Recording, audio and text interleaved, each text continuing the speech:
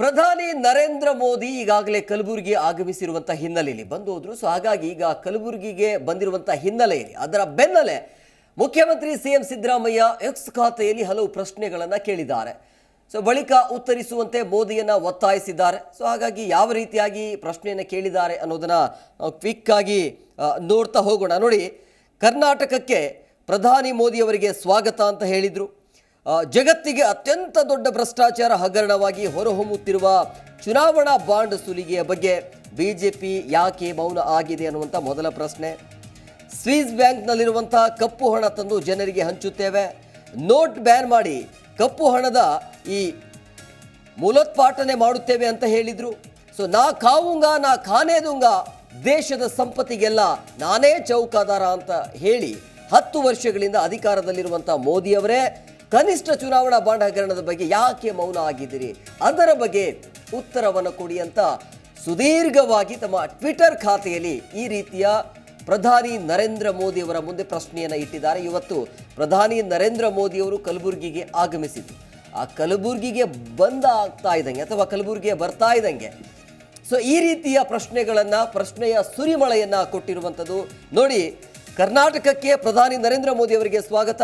ಜಗತ್ತಿನ ಅತ್ಯಂತ ದೊಡ್ಡ ಭ್ರಷ್ಟಾಚಾರ ಹಗರಣವಾಗಿ ಹೊರಹೊಮ್ಮುತ್ತಿರುವ ಚುನಾವಣಾ ಬಾಂಡ್ ಸುಲಿಗೆಗೆ ಅದರ ಬಗ್ಗೆ ಬಿಜೆಪಿ ಯಾಕೆ ಮೌನವಾಗಿದೆ, ಇದರ ಜೊತೆಗೆ ಸ್ವಿಸ್ ಬ್ಯಾಂಕ್ನಲ್ಲಿರುವಂಥ ಕಪ್ಪು ಹಣ ತಂದು ಜನರಿಗೆ ಹಂಚುತ್ತೇವೆ ಅಂತ ಹೇಳಿದರು, ನೋಟ್ ಬ್ಯಾನ್ ಮಾಡಿ ಕಪ್ಪು ಹಣದ ಈ ಮೂಲೋತ್ಪಾಟನೆ ಮಾಡುತ್ತೇವೆ ಅಂತ ಹೇಳಿದರು, ಜೊತೆಗೆ ನಾ ಖಾವುಂಗಾ ನಾ ಖಾನೇ ದುಂಗಾ, ದೇಶದ ಸಂಪತ್ತಿಗೆಲ್ಲ ನಾನೇ ಚೌಕಿದಾರ ಅಂತ ಹೇಳಿ 10 ವರ್ಷಗಳಿಂದ ಅಧಿಕಾರದಲ್ಲಿರುವಂಥ ಮೋದಿ ಅವರೇ ಕನಿಷ್ಠ ಚುನಾವಣಾ ಬಾಂಡ್ ಹಗರಣದ ಬಗ್ಗೆ ನಿಮ್ಮ ಉತ್ತರ ಏನು, ಯಾಕೆ ಮೌನವಾಗಿದ್ದೀರಿ, ಯಾಕೆ ಉತ್ತರವನ್ನು ಕೊಟ್ಟಿಲ್ಲ ಅಂತೇಳಿ ಸಿದ್ದರಾಮಯ್ಯನವರಿಗೆ ಸಿದ್ದರಾಮಯ್ಯನವರು ಈ ರೀತಿಯ ಪ್ರಶ್ನೆಯನ್ನು ಕೇಳಿದ್ದಾರೆ. ಆದರೆ ಸುಪ್ರೀಂನಿಂದ ಈಗ ಡೆಡ್ ಲೈನ್ ಕೂಡ ಹೋಗಿರುವಂಥದ್ದು 18ನೇ ತಾರೀಕಿನವರೆಗೂ. ಇದೆಲ್ಲದರ ಬಗ್ಗೆ ಈಗ ಸಿದ್ದರಾಮಯ್ಯನವರು ಏನು ಪ್ರಶ್ನೆ ಹಾಕಿದಾರಲ್ಲ, ಭಾಳ ಮುಖ್ಯವಾಗಿ ಚುನಾವಣಾ ಬಾಂಡ್ ಅಂತ ಬಂದಾಗ ಅದರ ಬಗ್ಗೆ ಕೊನೆಯ ದಿನಾಂಕ ಇರೋದು 18ನೇ ತಾರೀಕಿಗೆ.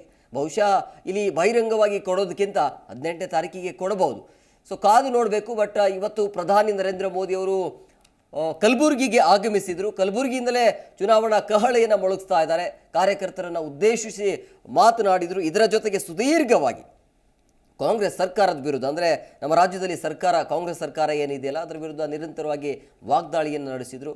ಇದರ ಜೊತೆಗೆ ಏನೆಲ್ಲ ಟಾಸ್ಕ್ ಕೊಡಬೇಕು ಅಲ್ಲಿರುವಂಥ ಸ್ಥಳೀಯ ನಾಯಕರಿಗೆ, ಸ್ಥಳೀಯ ಕಾರ್ಯಕರ್ತರಿಗೆ ಅನ್ನೋದ್ರ ಬಗ್ಗೆಯೂ ಕೂಡ ಮಾತನಾಡಿದರು.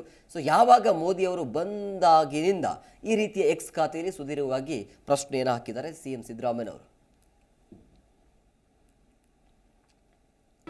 ಜಿ ಕನ್ನಡ ನ್ಯೂಸ್ ಈಗ ನಿಮ್ಮ ಮನೆಯಲ್ಲೇ ನೋಡಿ. ಎಲ್ಲ ಕೇಬಲ್ಗಳಲ್ಲಿ ಈಗ ಲಭ್ಯ. Sun Direct 292, Jio TV 1334, U Digital 162, City Cable 51, GTPL 17, Abhishek Cables 821, Rockline Telecommunication 51, Shri Basaveshwara number 60, Vinayaka Digital number 53, In Digital number 896ರಲ್ಲಿ. ನಿಮ್ಮಿಸ್ತದ ಜಿ ಕನ್ನಡ ನ್ಯೂಸ್ ನೋಡಿ ಆನಂದಿಸಿ.